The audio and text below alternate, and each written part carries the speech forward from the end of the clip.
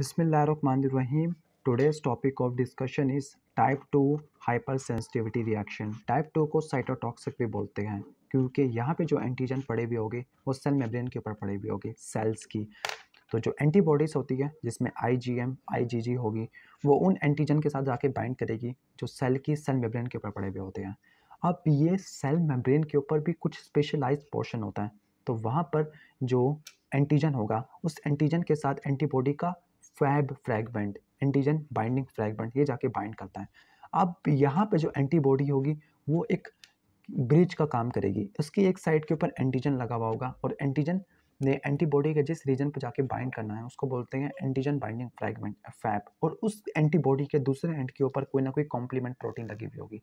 जो complement protein जिसके जरिए जुड़ी हुई होगी उसको बोलेगी FC पोर्शन। किसका होगा? एंटीबॉडी का होगा। तो दरमियान में एंटीबॉडी है और एक साइड के ऊपर कॉम्प्लीमेंट जिसने बाइंड किया हुआ FC के जरिए और दूसरी साइड के ऊपर एंटीजन जिसने FAB के जरिए बाइंड किया हुआ है।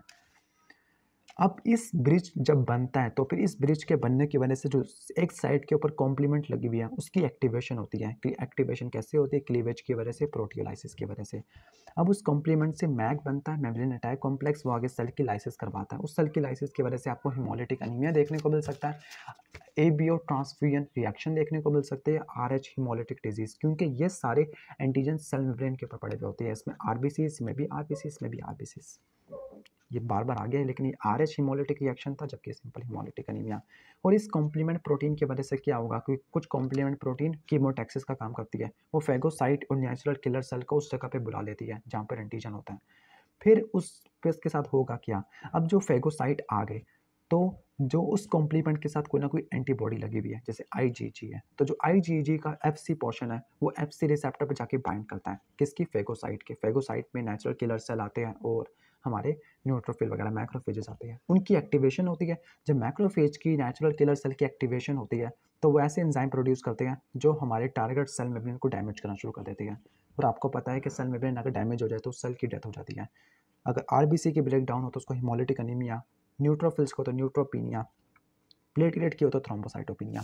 अब one by one clinical manifestation पढ़ेंगे जो टाइप 2 हाइपरसेंसिटिविटी को फॉलो करती है। पहला है हेमोलिटिक एनीमिया। कुछ ड्रग्स होती है पेनिसिलिन, सॉरी फॉर इंटरप्शन, मैं वीडियो को एडिटिंग कर सकता क्योंकि टाइम नहीं है। पेनिसिलिन, फेनासिटिन और क्विनिडीन, ये 3 ड्रग्स होती है जो RBC के सरफेस प्रोटीन के साथ जाके अटैच हो जाती है।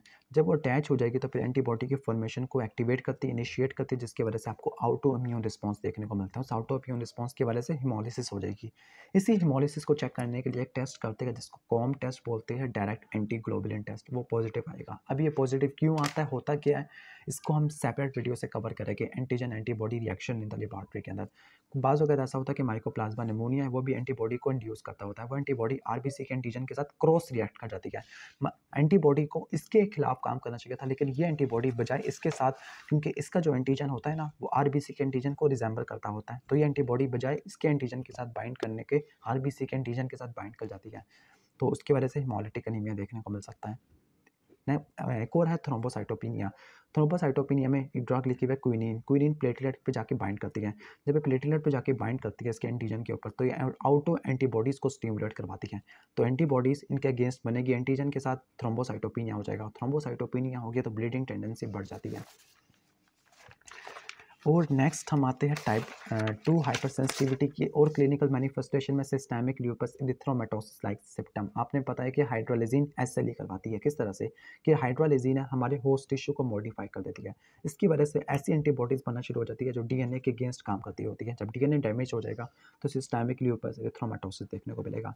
रूमेटिक फीवर के अंदर जो एंटीबॉडीज़ होती है जो ग्रुप A स्ट्रेप्टोकोकाई के अगेंस्ट बननी थी, तो इसका जो एंटीजन होता है वो हार्ट के टिश्यू को रिजेंबल करता होता है, हार्ट के वेल्व्स को रिजेंबल करता होता है। तो जो एंटीबॉडीज़ होती हैं वो कार्डिक टिश्यू के साथ क्रॉस रिएक्ट कर जाती है, र्यूमेटिक फीवर हो जाता है। गुड पास्चर सिंड्रोम के अंदर जो एंटीबॉडीज़ होती हैं वो बेसमेंट मेम्ब्रेन पे जाके बाइंड कर जाती है। बेसमेंट मेम्ब्रेन लंग्स में भी और किडनी में भी देखने को मिलती है। जब बेसमेंट मेम्ब्रेन पे जाके बाइंड करेगी तो वहाँ पे कॉम्प्लीमेंट सिस्टम की एक्टिवेशन होगी।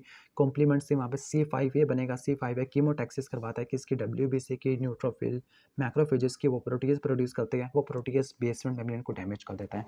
तो Goodpasture syndrome, rheumatic fever, SLE, thrombocytopenia, haemolytic anaemia, इन सब में जो टिश्यू की डैमेज हो रही है वो टाइप 2 साइटोटॉक्सिक हाइपर सेंसिटिविटी की वजह से हो रहा है। तो यहाँ तक तो हमने टाइप 2 पढ़ लिया।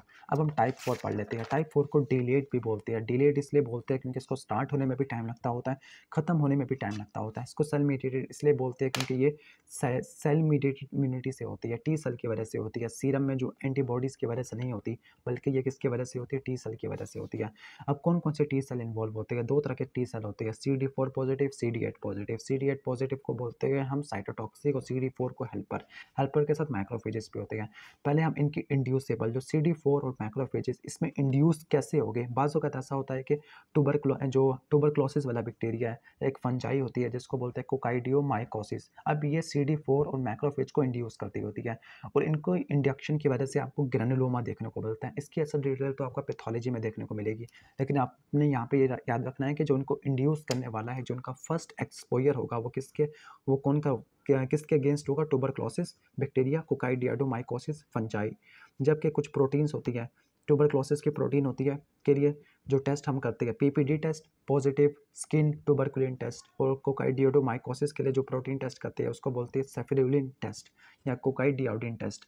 इसकी वजह से ग्रैनुलोमा देखने को मिलता है क्योंकि बैक्टीरिया जो टेस्ट करते हैं ना, तो उस टेस्ट में हम एक खुद एंटीजन डालते होते हैं और इसमें चेक करते हैं कि स्किन की एंड्यूरेशन हुई है। एंड्यूरेशन का मतलब है कि जिस जगह पे हमने एंटीजन की इनोकुलेशन की है तो वहाँ पे स्किन हार्डन हुई है, ब्लैक हुई है, रैश अपेयर हुआ है, तो उसको बोलते हैं इंड्यूरेशन। जो CD8 पॉजिटिव साइटोटॉक्सिक सेल होते हैं ये किन किन से इंड्यूस होते हैं? बाज़ वक़्त ऐसा होता है कि पॉइज़न ईवी प्लांट का, ओक प्लांट का टॉपिकली अवेलेबल ड्रग्स होती है, सोप्स होता है, हैवी मेटल्स होता है ज्वेलरी के अंदर, उसकी वजह से आ सकती है। या फिर herpes simplex virus, mycoplasma sulfonamide, इसकी वजह से भी हो सकती है। इन सब कंडीशन की वजह से कॉन्टैक्ट डर्मेटाइटिस होगा, जबकि इसकी वजह से 3 चीज़ें होगी: erythema multiforme, Steven Johnson syndrome, toxic epidermal necrolysis. तो यहाँ तक तो हमने देख लिया टाइप 2 और टाइप 4। बाकी टाइप 4 को एक्सप्लेन करते हैं नेक्स्ट वीडियो में, जो इंशाल्लाह ताला कल अपलोड हो जाएगी, कल सुबह तक। तो तब तक के लिए आपने क्या करना है, वीडियो को लाइक और चैनल को सब्सक्राइब करना है। Thanks for watching this video. अल्लाह हाफिज़।